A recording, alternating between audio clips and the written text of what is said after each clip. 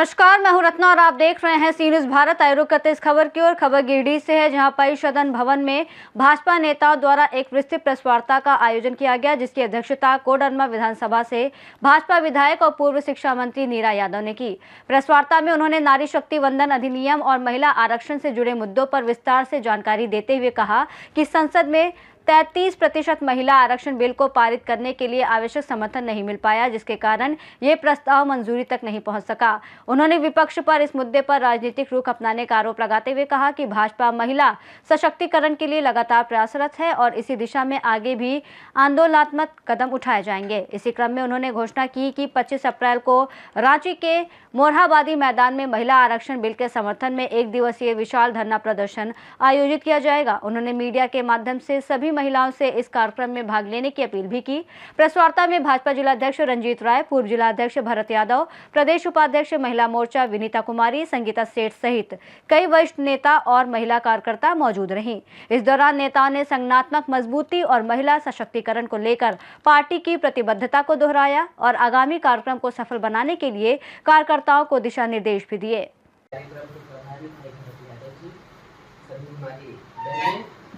और सभी सम्मानित वरिष्ठ कार्यकर्ता भाई बहनों, आप सभी मीडिया के सभी भाई बहनों को मेरा सादर नमस्कार।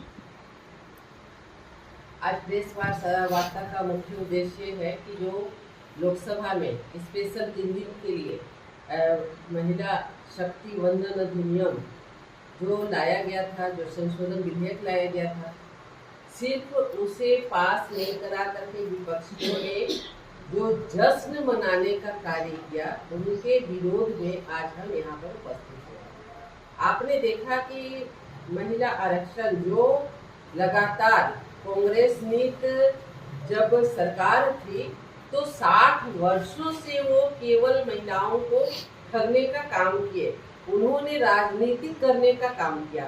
वो केवल आश्वासन दिए, कभी कुछ बोल करके लटकाने का काम किए और अभी तक उनको ताकत नहीं हुई कि ये इस आरक्षण बिल को ला सके। लेकिन जब हमारे यशस्वी प्रधानमंत्री नरेंद्र भाई मोदी जी ने ये पहल किया, उन्होंने जो 60 वर्षों में कार्य नहीं हुआ उसे उन्होंने 10 वर्षों के कार्यकाल में जब लाने का काम करने के लिए सबसे आग्रह किया कि आपका सपोर्ट चाहिए। सभी लोग मिल करके दलगत भावना से ऊपर उठ करके राष्ट्रहित की बात करके महिलाओं के सम्मान में एकजुटता के साथ एक साथ आवे, इसका उन्होंने आह्वान किया। लेकिन आपने देखा कि विपक्ष के लोगों ने इस बात को नहीं मान करके उन्होंने हम सभी माता बहनों को अपमानित करने का काम किया है।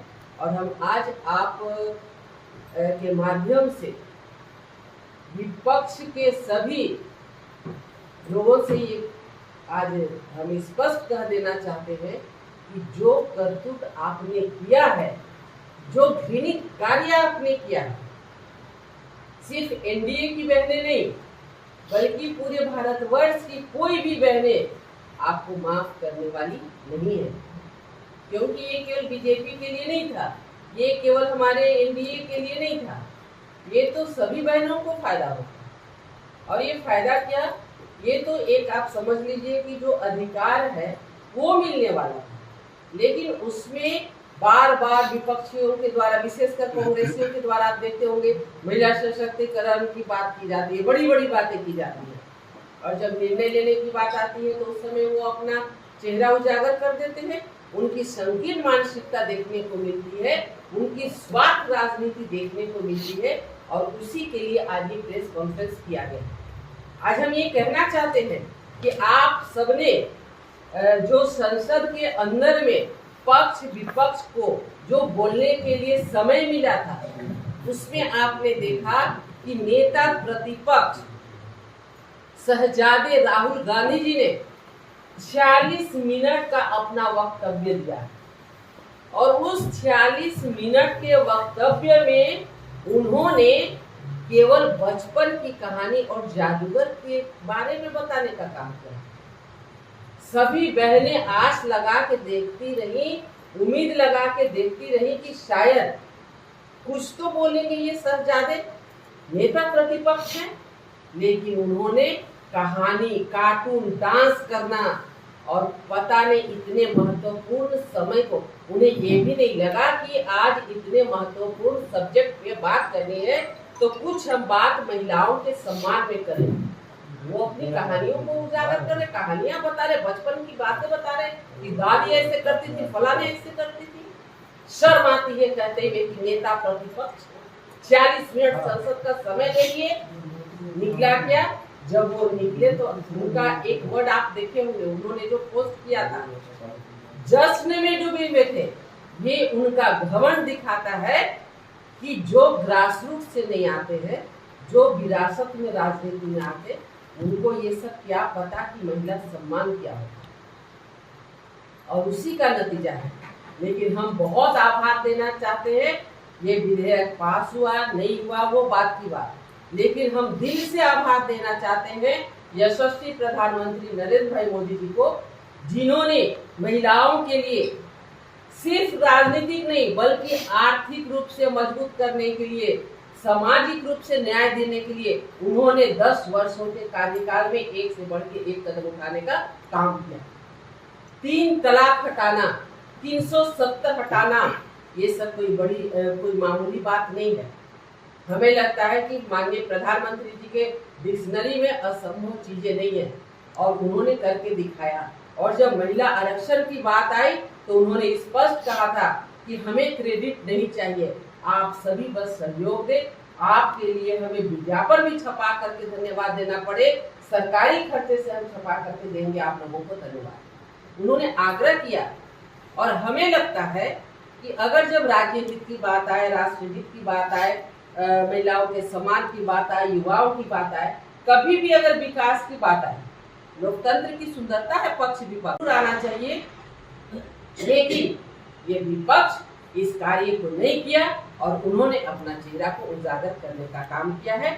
और आज आपके माध्यम से हम ये सभी बहनों से कहना चाहेंगे कि जिस प्रकार विपक्ष ने और विशेषकर कांग्रेस पार्टी ने जो अपना घिनौना चेहरा दिखाने का काम किया है, आज तो हम गिरिडीह में प्रेस को संबोधित कर रहे हैं, 25 तारीख को सभी बहनें, किसी भी दल की बहनें हो, सभी मोराबादी मैदान 10 बजे पहुंच करके इस विरोध आक्रोश रैली में शामिल हो। और हमारे भाई बंधु से भी आग्रह है कि आप भी सपोर्ट में जरूर आए और हम उस विरोध आक्रोश रैली को सफल बनाने के लिए अपना सब कुछ हम लोग करेंगे, क्योंकि हमें अब और इंतजार नहीं करना है।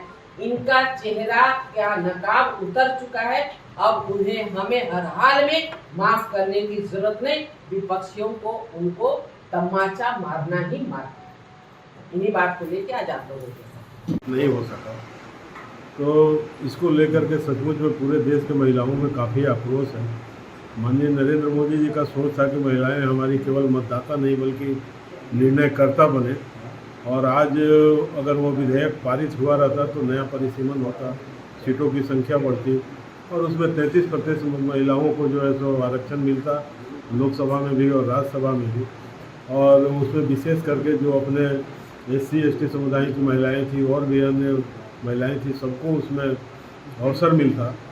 तो हमको लगता है कि ये पूरे विश्व के लिए एक मापदंड होता है, कारण कि जिस जनसंख्या के रेशियो से पहले जो परिसीमन हुआ था, आज उसकी तुलना करिएगा तो उसका रेशियो काफ़ी बढ़ चुका है। और सचमुच में इसके लिए मोदी जी बहुत ही प्लानिंग करके बहुत पहले से काम कर रहे हैं। आप देखे होंगे कि लोकसभा का नया भवन जो बना उसी हिसाब से बनाया गया कि ताकि जब सीटों की संख्या बढ़े, महिलाएं आएँ तो किसी को बैठने में परेशानी नहीं हो। और उसके हिसाब से 2023 में यह विधेयक पेश किया गया था और पारित भी हुआ। उस समय लोकसभा और राज्यसभा से राष्ट्रपति की मंजूरी भी मिली, लेकिन उसी विधेयक में था कि इसको परिसीमन के लिए भी जो है सो विधेयक लाया जाएगा। और परिसीमन के लिए आप जानते हैं कि संविधान के संशोधन की आवश्यकता थी, जिसमें 2/3 बहुमत का ज़रूरत था, लेकिन दुर्भाग्य है कि विपक्ष सहयोग नहीं किया और 2/3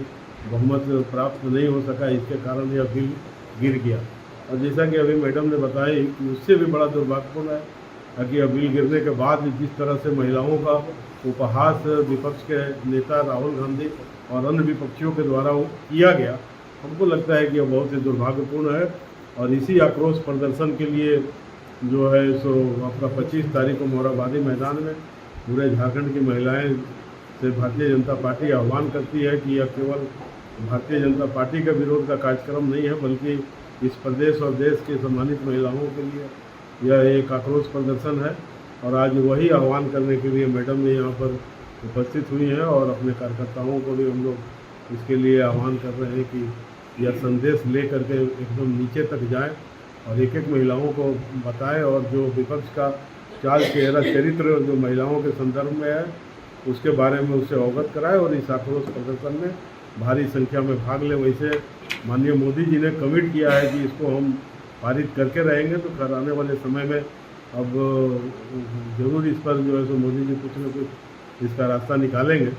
लेकिन यह आक्रोश प्रदर्शन के निमित्त जो है सो आह्वान करने के लिए आज यहाँ पर हम लोग उपस्थित हुए और माननीय मैडम यह आह्वान करने के लिए उपस्थित हुए। जी, हमारे पूर्व मंत्री और 3 बार से कोडरमा विधानसभा से विधायक परिवहन आदरणीय श्रीमती मीरा यादव जी का स्वागत करते हैं और आप सबों से आग्रह करते हैं कि जोरदार ताली के साथ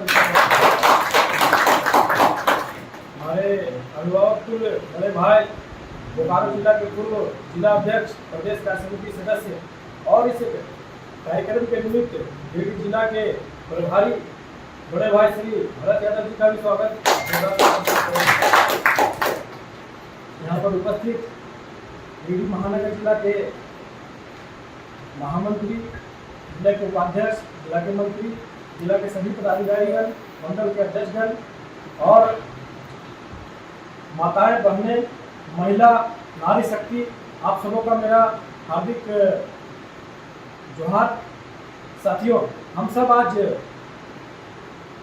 नारी को जो अधिकार मिलना था, जिसे रोकने में विपक्ष कामयाब हुआ है और उसका जश्न मना रहा है, लेकिन हम सब भारतीय जनता पार्टी के कार्यकर्ता आम जनमानस से, आम महिला से, सभी से अपील करते हैं और हम सब 25 तारीख को मोरहाबादी मैदान रांची में होने वाले महिला जन आक्रोश रैली में जाएंगे, जिसके लिए आज हम लोग यहाँ पर बैठे हुए हैं।